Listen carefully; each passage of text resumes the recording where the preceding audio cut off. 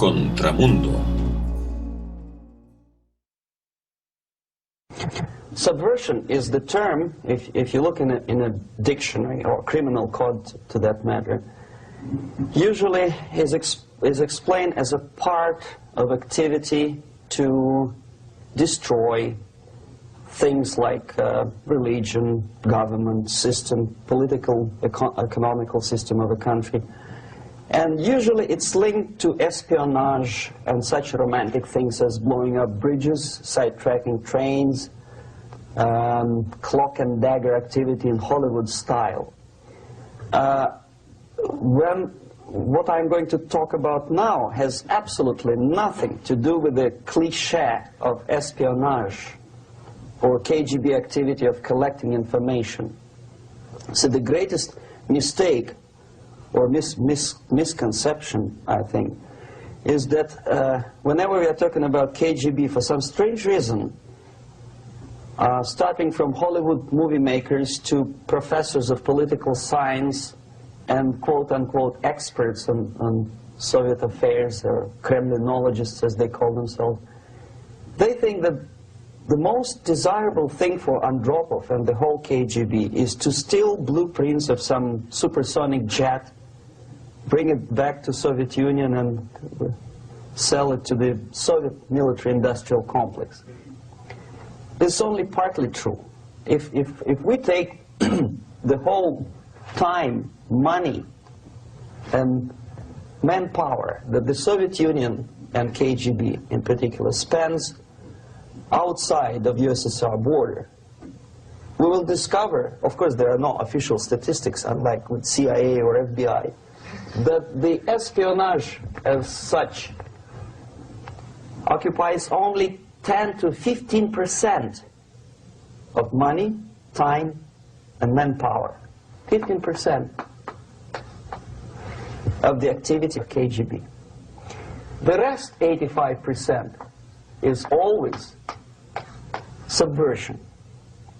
And unlike a dictionary of English, Oxford Dictionary, subversion in Soviet terminology means always a destructive, aggressive activity aimed to destroy the country, nation, or geographical area of your enemy.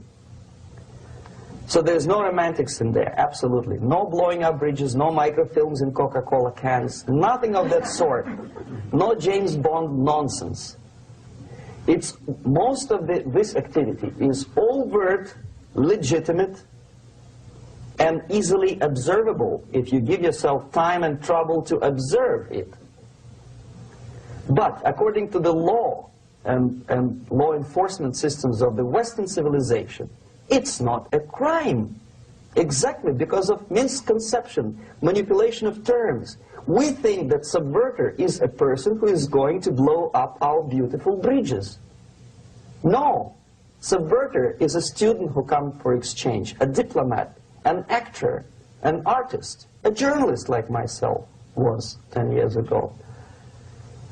Now, subversion is an activity which is a two-way traffic.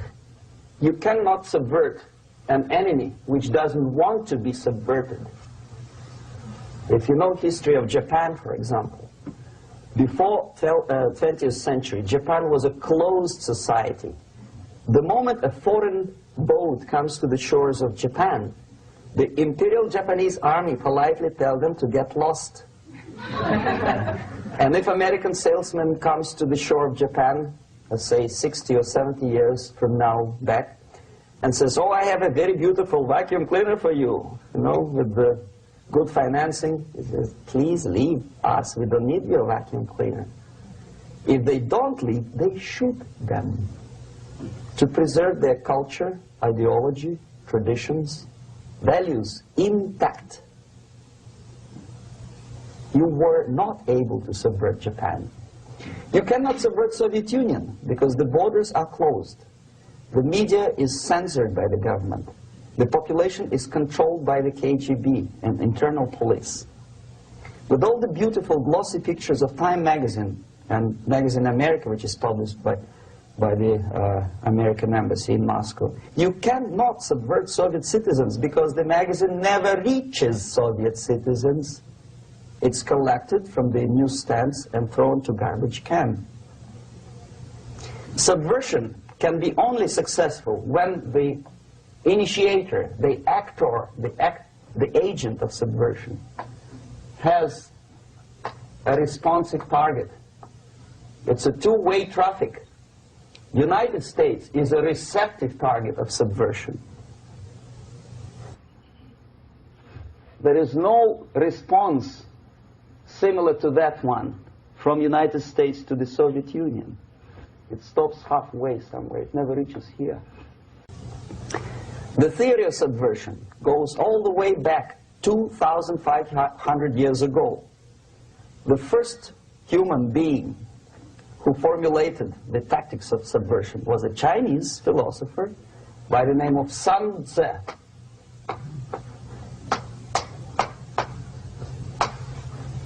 2,500 years BC. He was an advisor for several imperial courts in ancient China. And he said, after long meditation, that to implement state policy in a warlike manner, it's the most counterproductive, barbaric, and inefficient to fight on a battlefield. You know that war is continuation of state policy, right? So if you want successfully to implement your state policy, and you start fighting, this is the most idiotic way to do it. The highest art of warfare is not to fight at all, but to subvert anything of value in the country of your enemy, until such time that the perception of reality of your enemy is screwed up to such an extent that he does not perceive you as an enemy, and that your system, your civilization, and your ambitions look to your enemy as an alternative, if not desirable, then at least feasible. Better red than dead. That's the ultimate purpose, the final stage of subversion, after which you can simply take your enemy without a single shot being fired, if the subversion is successful. This is basically what subversion is. As you see, not a single mentioning of blowing up bridges. Of course, Sun Tzu didn't know about blowing up bridges. Maybe there were not that many bridges at that time. But the basics of subversion is being taught to every student of KGB school in USSR and to officers of military academies. I'm not sure if the same author is included in the list of reading for American officers, to say nothing about ordinary students of political science. I had difficulty to find the translation of Sun Tzu in the library of a university in Toronto and later on here in Los Angeles. But it's a book which is not available. It is forced to every student in USSR. Every student who is taught to be dealing further in his future career with foreigners. What subversion is? Basically, it consists of 4 periods, time-wise. If we start from here and go this way, time, right? This is the beginning point. The first stage of subversion is the process which is called, basically, demoralization. It says for itself what it is.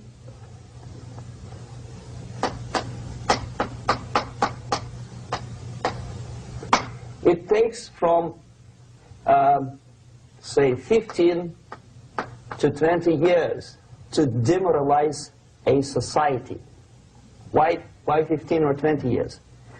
This is the time sufficient to educate one generation of students or children. One generation, one lifetime span of a person, a human being, which is dedicated to study, to shaping up the outlook, ideology, personality. No more, no less. Usually it takes from 15 to 20 years. What it includes? It includes influencing, or by various methods, infiltration, propaganda methods, direct contacts, doesn't really matter. I will describe them later. Of various areas where public opinion is formulated or shaped.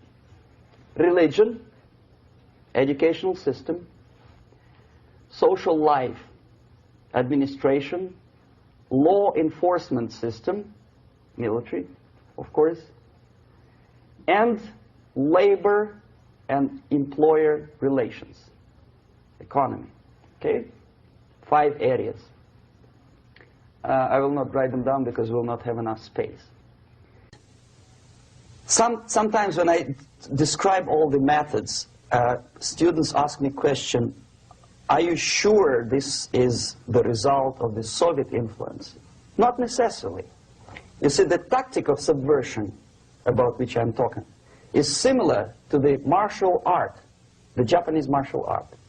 If some of you are familiar with that tactic, probably you will remember that if an enemy is bigger and heavier than yourself, it would be very painful to resist his direct strike.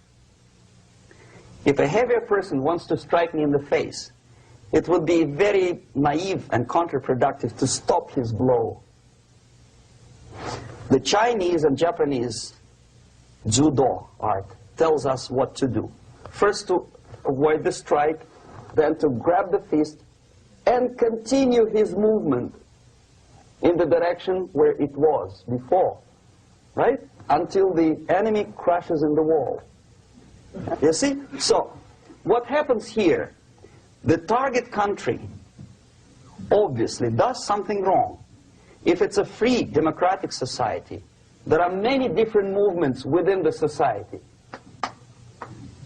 There obviously, in every society, there are people who are against this society. They may be simple criminals, ideologically in disagreement with the state policy, conscientious enemies, simply psychotic personalities who are against anything, right? And finally, there are a small group of agents of a foreign nation, bought, subverted, recruited, right? The moment all these movements will be directed in one direction, right? This is the time to catch that movement and to continue it until the movement forces the whole society into collapse, into crisis, right? So that's exactly the martial art tactic. We don't stop an enemy. We let him go. We help him to go in the direction we want them to go. Okay? So, on the stage of demoralization, obviously there are tendencies in each society, in each country, which are going to opposite direction from the basic moral values and principles. To take advantage of these movements, to capitalize on them, is the main purpose of the originator of subversion. So we have religion, we have education, we have social life, we have power structure, we have labor relations, unions, and finally we have law and order. 1, 2, 3, 4, 5, 6. Okay? These are the areas of application of subversion. What it means exactly? In case of religion, destroy it, ridicule it, replace it with various sects, cults, which bring people's attention, faith, whether it is naive, primitive, doesn't really matter. As long as the basically accepted religious dogma is being slowly eroded and taken away from the supreme purpose of religion, to keep people in touch with the supreme being, that serves the purpose. Therefore, replace it, accepted, respected religious organizations with fake organizations. Distract people's attention from the real faith and attract them to various different faiths. Education. Distract them from learning something which is constructive, pragmatic, efficient. Instead of mathematics, physics, foreign languages, chemistry, teach them history of urban warfare, natural food, home economy, your sexuality, anything, as long as it takes you away, okay? Social life. Replace traditionally established institutions and organizations with fake organizations. Take away the initiative from people. Take away the responsibility from naturally established links between individuals, group of individuals, and society at large, and replace them with artificially, bureaucratically controlled bodies. Instead of social life and friendship between neighbors, establish social workers institutions. People who are on payroll of whom? Society? No. Bureaucracy.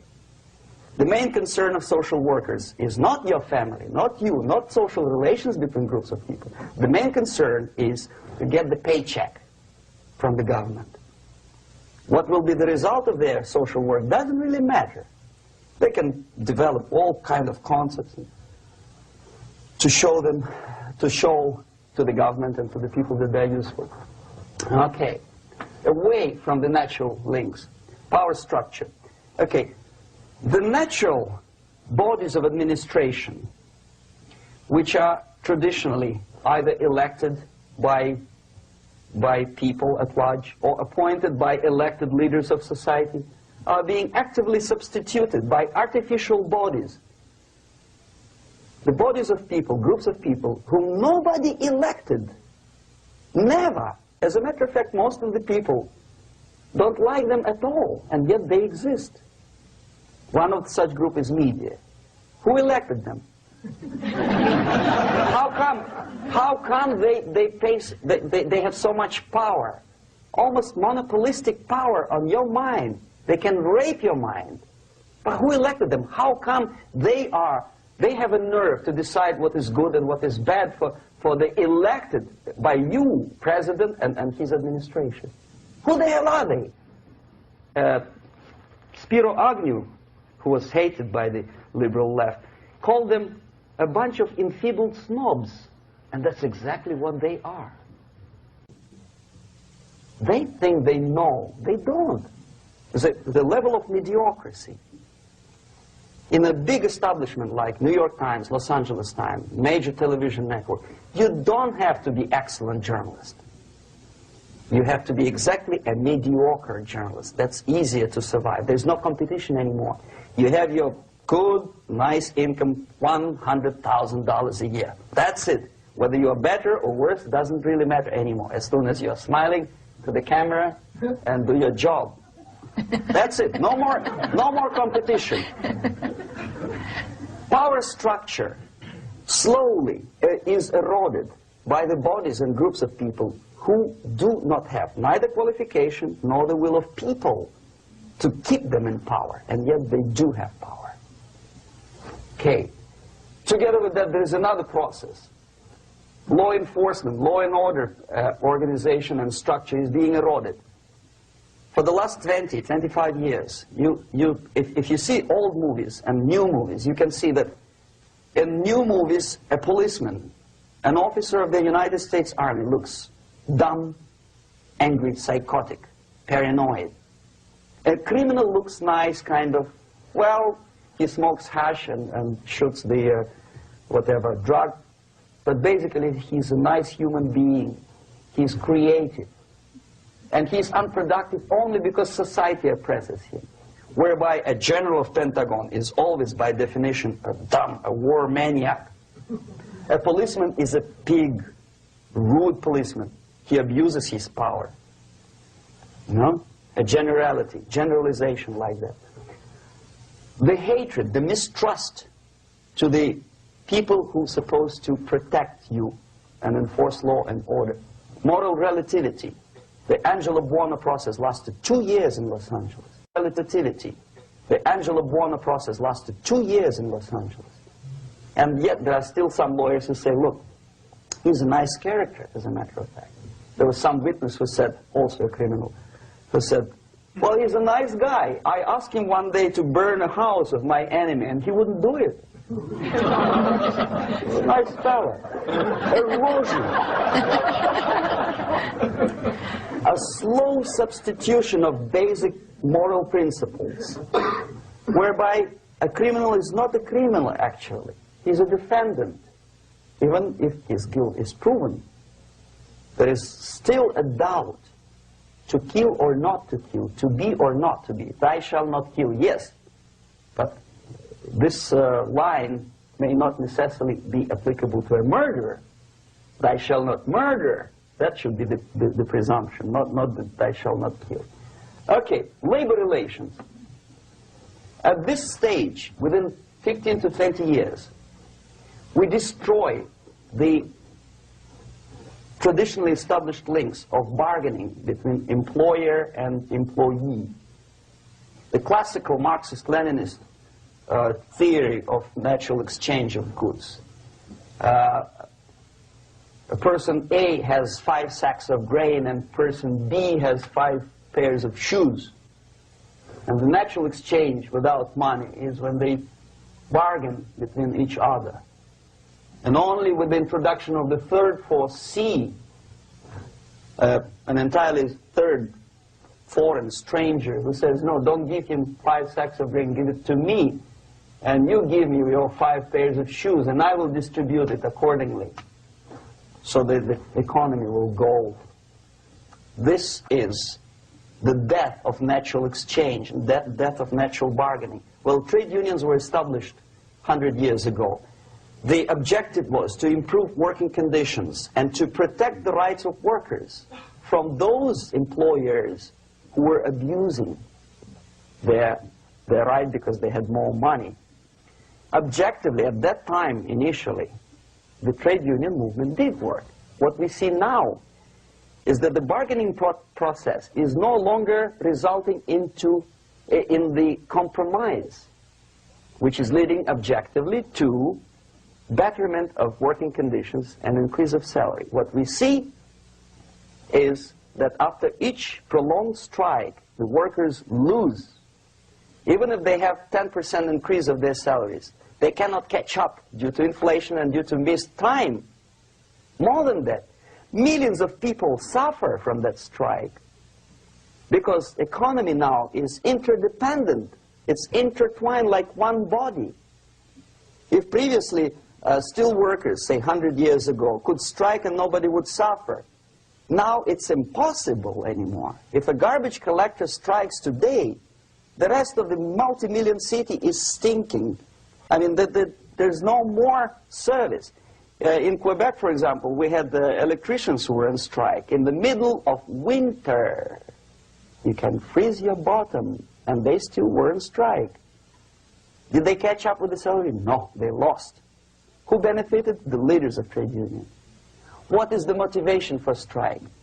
Improving of a workers' condition? No, obviously it's not.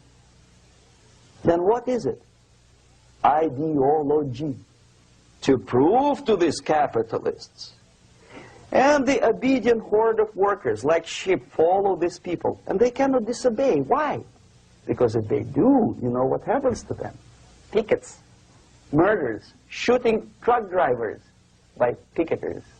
In Montreal, for example, I saw with my own eyes when I was correspondent of CBC, International, Canadian Broadcasting Corporation, when the workers of aircraft factory destroyed computers and the equipment in the factory. And the administration employed strike breakers. Their cars were turned upside down and burned. Their houses were burned. Their kids were intimidated. And some victims were there. Of that you can be sure. Why? To improve conditions of workers? No. Ideology. Okay, so this is what happens basically. It may or may not happen without the help of the Soviet Union. But the natural tendencies are being greatly taken advantage of and capitalized by the Soviet propaganda systems. How? Whenever trade union strikes, we have influx of propaganda, mass media, ideological dissemination. The workers' right, and we repeat it like parrots. Yes, workers' right. Whose rights? Workers? No. The only freedom of worker to sell his labor according to his own desire and will is taken away from him. By whom? By trade union boss. Unlimited power is given. Responsibility. I want to sell my labor not for $2.50 an hour, but for $2. I don't have right. My freedom is denied to me. I know that if I sell my work for $2 an hour, not for $3 an hour, I will compete better with the other guy who is lazy and more greedy. I don't need $3. I need only $2. No, I was made to believe by media, by business, by advertising agencies that I need more and more and more. Have you ever heard any advertising on TV to consume less? No. No way. Whether you need a six-cylinder car or not, you have to buy it. And hurry up. When I was driving here on the local radio station, an excited announcer said, "You hurry up, rush and save, save, save. There is a pantyhose sale." Save by buying more. See? Of course. It would be too naive to expect that KGB makes that advertising agency to do such a crazy commercial. No, of course not. But what we did when I was working for Novosti Press, we would snow plow editorial offices, student organizations, religious groups with literature of class struggle. If not directly Marxism-Leninism propaganda, then a propaganda of the legitimate aspirations of working class, betterment of life, equality. Equality, mind you. President Kennedy once said, "We will make America to believe that people are born equal." Are people born equal? Is there any mentioning in the Bible or any other holy scripture in any religion, if you don't believe me, go to the library and check it, there is not a single word about equality. Just the opposite. By your deeds, God will judge you. What you do is important. The merit of your personality. You cannot legislate equality. If you want to be equal, you have to be equal. You have to deserve it. And yet we build our society on the principle of equality. We say people are equal. We know it is false. It's a lie. Some people are tall and stupid. Others are short, bold, and clever.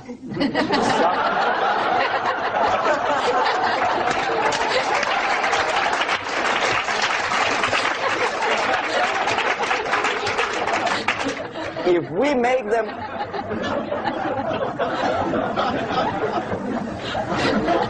we make them equal by force,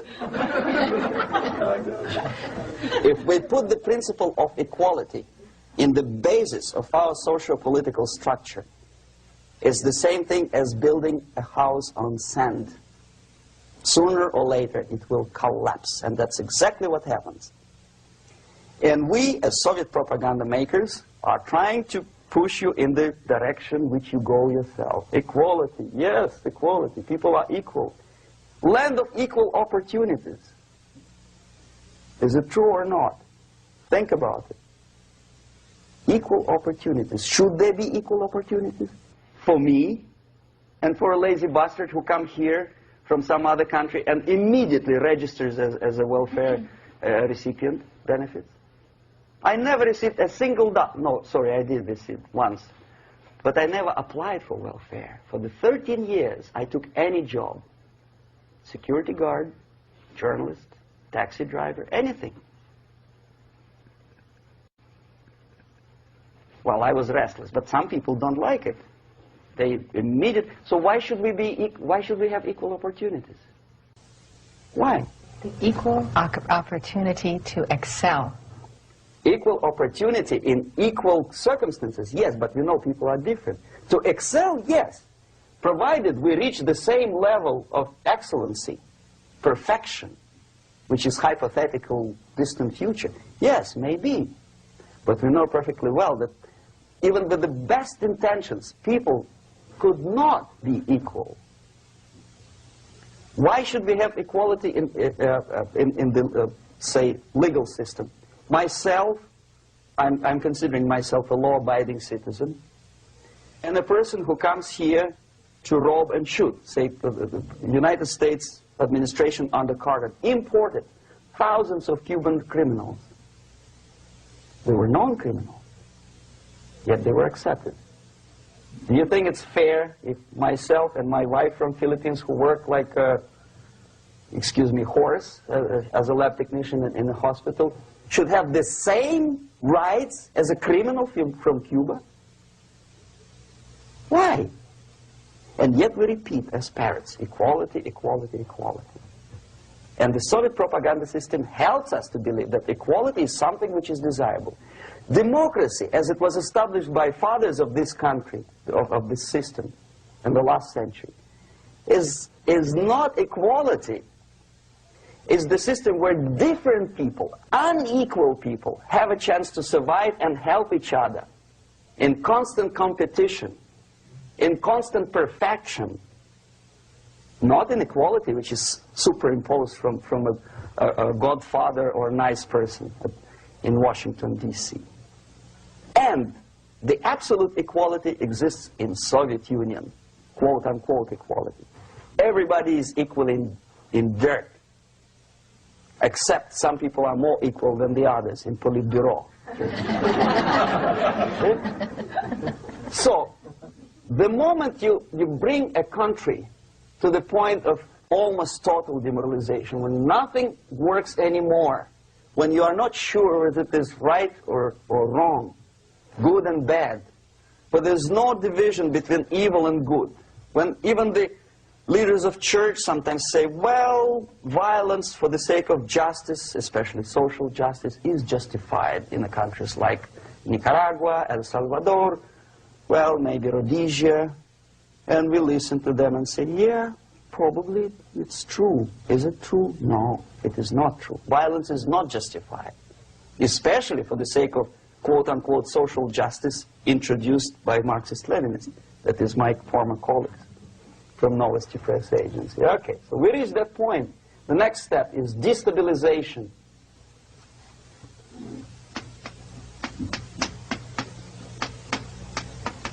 Again, this word says for itself what it is. To destabilize all the relations, all the accepted institutions and organizations in a country of your enemy. How you do it? You don't have to send a battalion of KGB agents to blow up bridges. No. You let them do it themselves. The area of application is, again, it's narrower now. Not like the previous case. The overt legitimate actions of the KGB in this case would be hardly noticeable. There is no crime if a professor who recently went to USSR introduces a course of Marxism-Leninism in a Californian college, for example. Nobody is going to come to his doorstep and say, okay, mister, come, you are under arrest. No, it's not a crime. It's not even considered a moral crime against your country.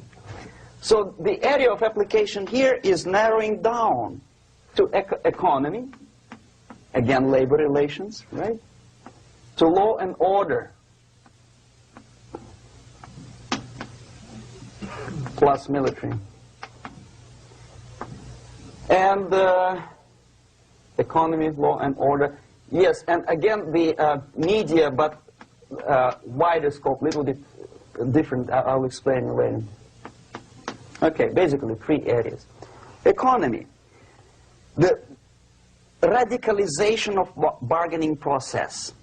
If on that stage we still could achieve, theoretically, some positive compromise between the negotiating sides with say, arbitrary, introduction of arbitrary judges, a third side, objectively judging the demands of both sides. Here it's radicalization.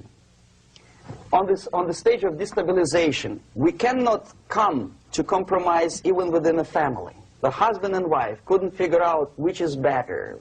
Husband wants his kids to eat at the table, and wife wants a child to roam around the room and drop food all over the floor. They cannot come to compromise unless they start a fight. It's impossible to reach a compromise, constructive compromise, between neighbors. Some people say, I don't like you to watering your lawn at that time because exactly at that time I'm walking my dog and he's getting nervous and he cannot pass his bowels, you know. So they cannot compromise. They go to a civil court or something like that. Radicalization of human relations. No more compromise. Fight, fight, fight. The normal, traditionally accepted relations are destabilized. The relations between teachers and students in schools and colleges. Fight. The relations between, in economical sphere, between laborers and employers are further radicalized. No more acceptance of the legitimacy of demands of workers. Unlike Japanese, with the theory Z, if you ever heard about it, where the workers are involved in decision-making process, therefore they don't have moral incentive to fight their bosses. In the United States, it's just the opposite. The harder is the fight, the better. The more heroic they look. When the Greyhound network was on strike recently, the correspondents of local TV networks all over the United States were approaching these strikers, and they say, oh yes, we are doing something nice. They look like heroes and they were proud. There was some family, the husband was a bus driver. Now they decided in a protest against the bosses to camp somewhere in the forest. And they were presented to the audience as a heroic, nice people. You see? The violent clashes between passengers, picketers, and the strikers are presented as something normal. 10, 15, 20 years ago, we would be angry, say, why so much hatred?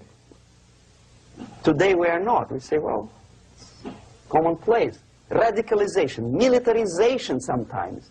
As I explained on that stage, I took a step a little bit further. Shooting people.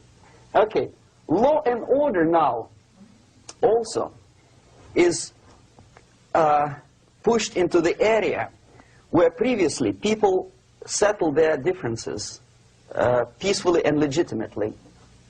Now we are getting with this court cases in the smallest irrelevant cases. We cannot solve our problems anymore.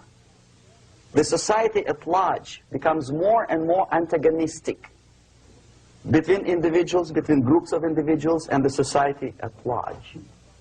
The media puts himself in the opposition to the society in general, at large. Separate, alienated. Okay? On that stage, you remember I was talking a couple of hours ago about the sleepers. That's when the students from, say, United States, if they are trained in Lumumba University, or developing nations, that's the students I was dealing with, are being sent back from the Soviet Union here. Or if they were already in the United States, in the country, which is the object of subversion, they spring to action. The sleepers go up. They slept for 15 to 20 years. Now they become leaders of groups, preachers, I don't know, public figures. Prominently they actively include themselves in a political process. All of a sudden we see a homosexual. 15 years ago he did his dirty job and nobody cared. Now he makes it a political issue. A political issue. He demands recognition, respect, human rights, and he rallies a large group of people.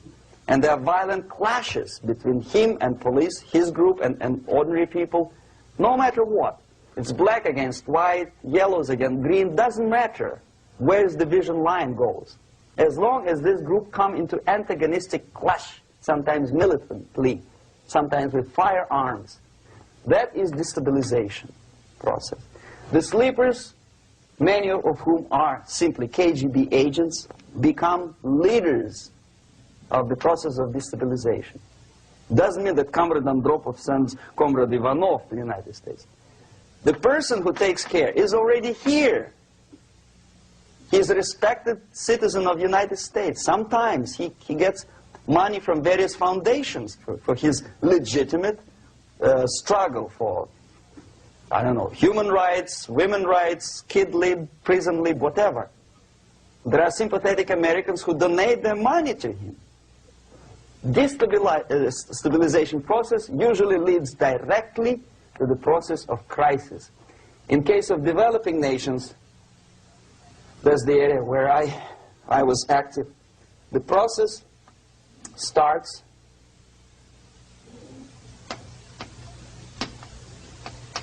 when the legitimate bodies of power, the social structure collapse. It cannot function anymore. So instead, we have artificial body injected into society, such as non-elected committees. You remember I was talking about them here. Social workers who are not elected by people, media who are self-appointed rulers of your opinion, some strange groups which claim that they know how to lead society forward. They don't usually. All they care is how to collect donations and sell their own concocted ideology, mixture of religion and ideology. Here, we have all this artificial body claiming power. If the power is denied to them, they take it by force. In case of Iran, for example, all of a sudden we have revolutionary committees. What kind of revolution? There was no revolution yet, and yet they had the committees. They were taking power of judgment. They had the power of execution, they had the power of legislation, and that they had the power of judicial. All of them combined in one person, who is half-baked intellectual, sometimes graduated from Harvard University or Berkeley. He comes back to his country and he thinks that he knows the answer to all the social, economical problems. Okay? Crisis is when society cannot function any more productively. It collapses, obviously. That's the word for crisis. So therefore, the population at large is looking for a savior. The religious groups are expecting a messiah to come. The workers say, we have family to feed. Let's have a strong government, maybe socialist government, centralized. When somebody put the employers on their place and let us work. We are sick and tired of going to strike and missing overtime and all that stuff. We need some strong man, strong government, a leader, a savior is needed. Population is sick and tired already. And here we are. We have a savior. Either a foreign nation comes in, or the local group of leftists, Marxists, no matter what they call themselves, Sandinista, a reverend or some sort, Bishop Muzureva, like in Zimbabwe, doesn't matter. A savior comes and says, I will lead you. So we have two alternatives here. Civil war and invasion. Okay? See how it goes? Civil war, we know what it is. Lebanon is the best example. The civil war, which was artificially implanted in Lebanon by injection of force of PLO, Palestinian Liberation Organization. Invasion we have in many other countries like Afghanistan, name any East European country, it was invaded by the Soviet army. But the result is the same. The next stage is normalization. Normalization is a very ironic word, of course. It is borrowed from 1968 situation in Czechoslovakia, when the Soviet propaganda and after them New York Times declared the country is normalized. The tanks moved into Prague, so there's no more Prague Spring, there's no more violence. Normalization. At that stage, the self-appointed rulers of the society don't need any revolution anymore. They don't need any radicalism anymore. So This is the reverse from destabilization. Basically, it is stabilizing the country by force. So all the sleepers and activists and social workers and liberals and homosexuals and professors and Marxists and Leninists are being eliminated physically sometimes. They've done their job already. Okay? They are not needed anymore. The new rulers need stability to exploit the nation, to exploit the country, to take advantages of the victory. Okay? So no more revolutionaries, please. And that's exactly what happens in a number of countries. You remember Bangladesh? This is the crisis in which I was instrumental. First they had Mujibur Rahman. In 1971, he was the leader of People's Party, Awami League, with mustache like Stalin. He was in Russia many times. In 5 years, he was shot by his former colleagues, Marxists. He fulfilled his function. In Afghanistan, it happened 3 times. First there was Taraki, then there was Amin, now there's Babrak Karmal. They killed each other successively, one after another. The moment he fulfills his duty, the first one demoralized country, the second destabilized, the third one brought it to crisis. Goodbye, comrades. Babrak Karmal comes from Moscow and put into the seat of power.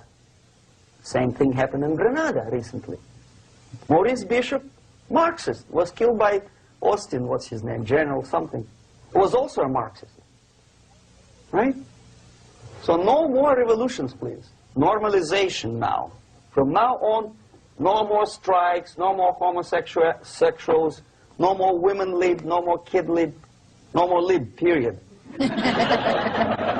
Good, solid, democratic, proletarian freedom. That's it. Now, to reverse this process takes enormous effort. When today, United States had to invade Grenada to reverse the process of subversion. Some people say, boy, this is not good, it's not kosher to invade the beautiful country, island of Grenada. Well, why didn't you stop the process here, when Grenada was just approached by leftists?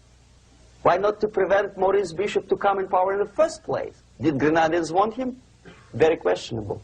They didn't know who was Maurice Bishop in the first place. He came to power by coup d'etat himself. Okay? No, we let the situation develop further and further and further until the crisis and normalization very soon. And then the United States decided to invade country, discovering that the country was absolutely a military base for the Soviet Union. Of course it's a drastic measure. Of course it's a pity that Marine Corps had to lose, what, 17 lives. Very bad. Why not to stop the process before it comes to crisis? Oh no, intellectuals will not let you. It's interference into domestic affairs. They're very careful not to let American administration to interfere in domestic affairs of Latin American countries. They don't mind Soviet Union interfere in these affairs. Okay. So to reverse this process, from here, it takes only and always military force. No other force on earth can reverse this process at this point. At this point, it does not take military invasion of the United States Army. It takes strong action, like in Chile, a CIA covert involvement to prevent the savior from outside to come into power and to stabilize country before it erupts into civil war. Country before it erupts into civil war. Okay? Support the right-wing conservative forces. By money, by crooks or love, doesn't matter.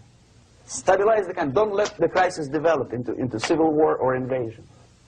Oh no, your liberals will say it's against the law. The Congress will not appropriate money for covert actions of CIA. Why not? Should we wait till the normalization come and Soviet tanks land in Los Angeles airport?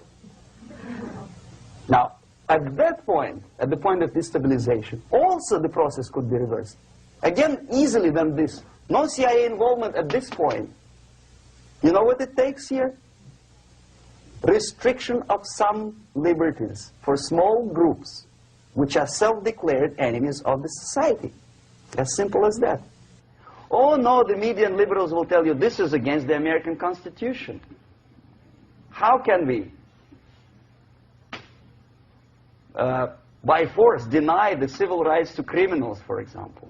It's not good. Okay? So we allow them to. Okay, if you allow the criminals to have civil rights, go on and bring the country to the crisis. This is a bloodless way to do. Curb the rights. I mean, not to put them in prison. No, no, I'm not talking about putting all the gays from San Francisco in the concentration camp. Do not allow them to take political force. Do not elect them to the seats of power, whether it is municipality level, state level, or federal level. It has to be beaten in the heads of American voters that a person like that in the seats of power is an enemy. Do not be afraid of this word. It is an enemy. If he is not an enemy here, he will be here. Later on, he will be shot, of course. But at this point, he is an enemy. Okay? You are doing great service by denying him a right to capitalize on his own crazy ideas and become a powerful man, a man who uses the seat of power. Restriction of certain freedoms and permissiveness at that point would prevent sliding into crisis and probably will return the process of destabilization. To curb unlimited power, monopolistic power of trade unions, here, at that point, would save economy from collapsing. To introduce a law to stop private companies of raping public opinion's mind in the direction of consumerism. No company must have a right to force you into buying more unless you want it. There must be a law. You want to advertise your car? Okay. But not a single mentioning of buying it now and saving money. It must be against the law to force people to consume more. Self-restraint. Previously, before this process started, the self-restraint was a business of church, religion. Because our preachers, the fathers of church, would tell us, material values are good, but it's not the prime function of human being. Because you have to live with something. Obviously, the design for our life is not to consume more deodorants. There must be something greater. If such a complicated instrument as human body was created, obviously there must be some higher purpose for that. And it's very easy to avoid destabilization by denying the greedy companies one little freedom, one little liberty, forcing you into turning yourself into processors of unwanted products and goods. They turn you into machines, like the worm who there's inlet and outlet. So, and how long an average appliance lasts these days? Less than a year. Why? Where's workmanship? Well, we want you to buy more. Okay. Destabilization process could be easily overcome if, as I say, the society, by its own will or after persuasion by the leaders, will come to the idea of self-restraint. It's so hard we want to consume more, but you have to. Unless you will come to this stage, when, as we say in Russia, if Sahara Desert ever becomes a communist state, there will be shortage of sand. So you have to curb your... You have to curb your expectations at this point before it's too late. But no, we don't want to do it. Demoralization process. Again, it's the easiest thing to reverse. First of all, by restricting import of propaganda. The easiest thing to do. Unlimited, unrestrained import of Soviet literature, Soviet journalists, giving Soviet propaganda and ideological agitators equal time on American TV network. It has to be stopped. And it's easy. They won't be offended, mind it. As a matter of fact, they will respect America more. But when my former colleague Vladimir Posner appears on Nightline, and Ted Koppel asks him, well, Vladimir, what do you think about this? And what can he think? He is an instrument of propaganda. He thinks what Comrade Andropov tells him to think. He's just a nice, articulate mouthpiece of the Soviet subversion system. And Ted Koppel makes you believe that my friend Vladimir Posner thinks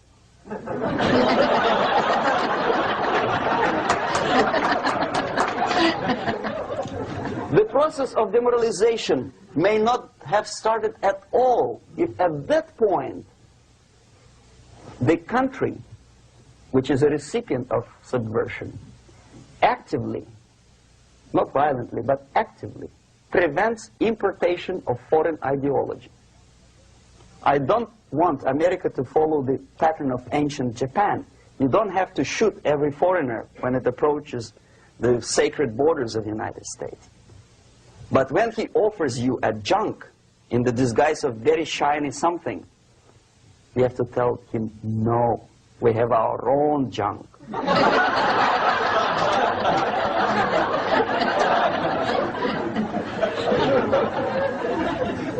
If at that point the society is strong, brave, and conscientious enough to stop importation of ideas which are foreign,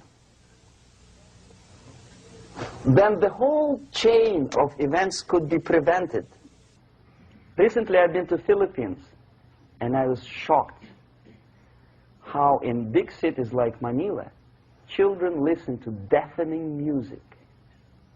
A melodious nation with long traditions of good, nice ethnic music, introduced by Spanish long time ago, maybe 2 centuries, 3 centuries ago, I don't remember how. All of a sudden listen to musical garbage, blasting their radios at full blast, at full volume. Why? In India, I spent many years watching the reactions of Indians walking out of movie theaters after seeing Hollywood production. They couldn't figure out why Americans are so wasteful. They smash their cars, their shiny cars, every 5 minutes. How come they shoot each other for $500,000? Is it true that they're so obsessed with sex? Can you imagine showing a movie where each 5 minutes there's a copulation on the screen to a country like India with long tradition of respect to these private matters, or to Pakistan? And United States expect these people to respect you? No way. Oh yes, they will see the movie, they'll pay 5 rupees to see that garbage, but they walk out and will tell their kids, don't respect Americans, don't be like Americans. See? So, the process of demoralization could be stopped right here, both as an expert and as an import. And that takes one step, one very important thing to do. You don't have to expel all the KGB agents from Washington, D.C. The most difficult and at the same time the simplest answer to the subversion is to start it here and even before, by bringing back the society to religion, something that you cannot touch and eat and put on yourself, but something that rules society and makes it move and preserve it. A Soviet scientist, Shafarevich, who has nothing to do with religion, he is a computer scientist, did a very intensive research on the history of socialist countries. He calls socialist or communist any country with a centralized economy and a pyramidal style of power structure. And he discovered, actually he didn't discover it, he just brought to attention of his readers, that civilizations like Mohenjo-Daro in the river Indus area, like Egypt, like Maya, Incas, like Babylonian culture, collapsed and disappeared from the surface of Earth. The moment they lost religion, as simple as that, they disintegrated. Nobody remembers about them anymore. Well, distantly. So, the ideas are moving society and keeping mankind as society of human beings, intelligent, moral agents of God. The facts, the truth, the exact knowledge may not. All the sophisticated technology and computers will not prevent society from disintegrating and eventually dying out. Have you ever met a person who would sacrifice his life, freedom, for the truth like that?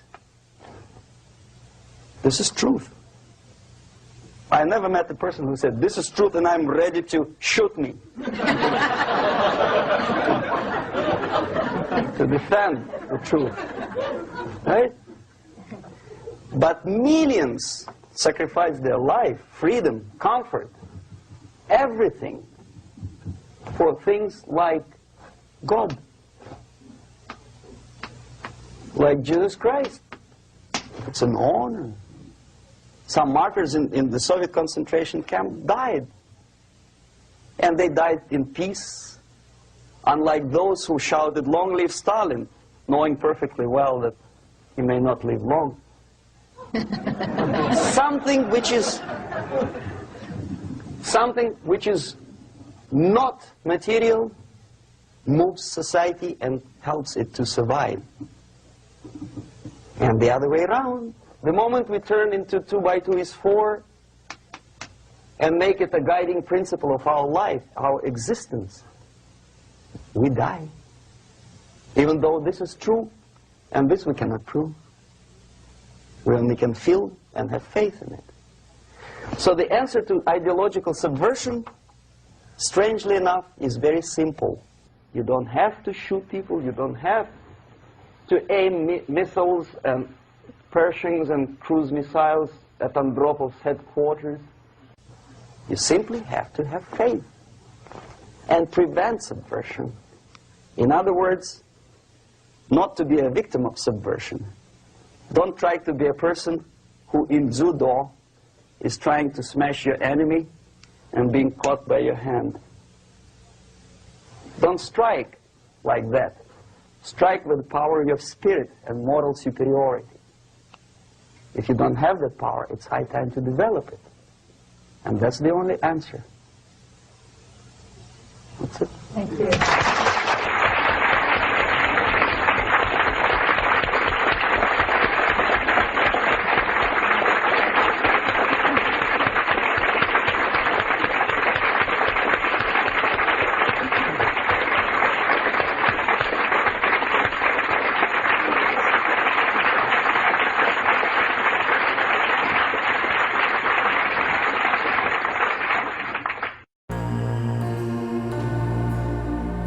Contramundo.